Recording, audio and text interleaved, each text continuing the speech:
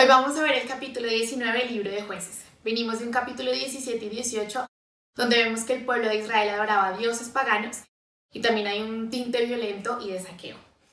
Les voy a resumir rápido el capítulo 19. Nos habla acerca de un levita y su concubina.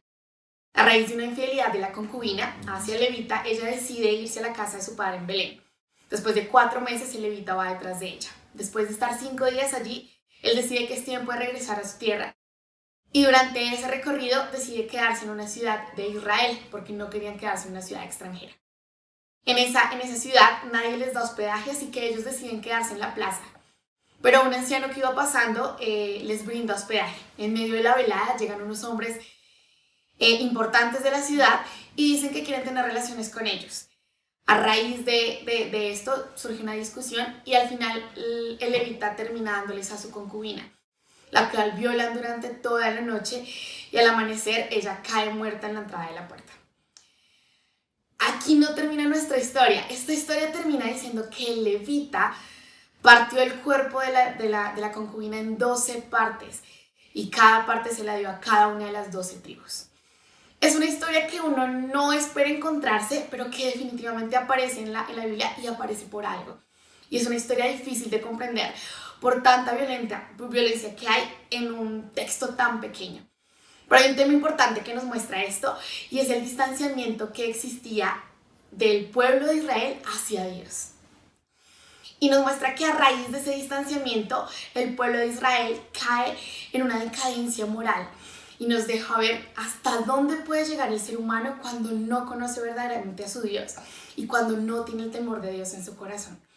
También nos deja ver que a raíz de ese desconocimiento y ese distanciamiento que había, el pueblo de Israel empieza a tomar decisiones irracionales.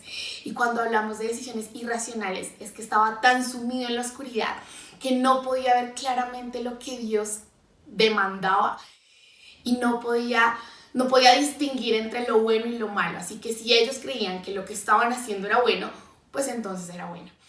También nos muestra que la violencia y la maldad que había en los corazones del pueblo de Israel era simplemente por el olvido que ellos tenían hacia Dios. Y también un abrebocas que hacia el capítulo 20 es que ellos estaban en un deceso hacia su propia autodestrucción. Y no solamente había un distanciamiento del pueblo de Israel hacia Dios, sino también como pueblo había una desunión. Pero si nosotros miramos en la actualidad, la historia se repite. Cada día vemos que hay noticias que a nosotros nos aterran como violaciones y matanzas y simplemente nos preguntamos el por qué. Y el por qué es tan sencillo, que es decir, que la humanidad está cada día más alejada de Dios. Cada día está sumida en su propia prudencia y no reconoce los mandamientos de Dios. Pero no vayamos tan lejos, chicos. Mirémonos un poquito nosotros, examinemos nuestro corazón y nuestras vidas. ¿Qué tan lejos estamos de Dios? Estamos tan cerca como para poder ver con claridad lo que Él quiere y lo que Él demanda y para poder cumplir sus mandamientos. ¿O estamos tan lejos y tan hundidos en la oscuridad que no podemos ni siquiera vislumbrar un rayo de su luz? Los dejo con una oración, con una frase de Itiel Arroyo que me sonó muchísimo esta semana y es: siempre somos el reflejo de aquello sobre lo cual fijamos nuestra mirada. ¿En dónde tenemos nuestra mirada? Y para poder ver y para poder conocer tenemos que estar muy cerca. ¿Dónde estamos ahora? ¿Cerca de Dios o realmente estamos tan separados que no lo logramos ver?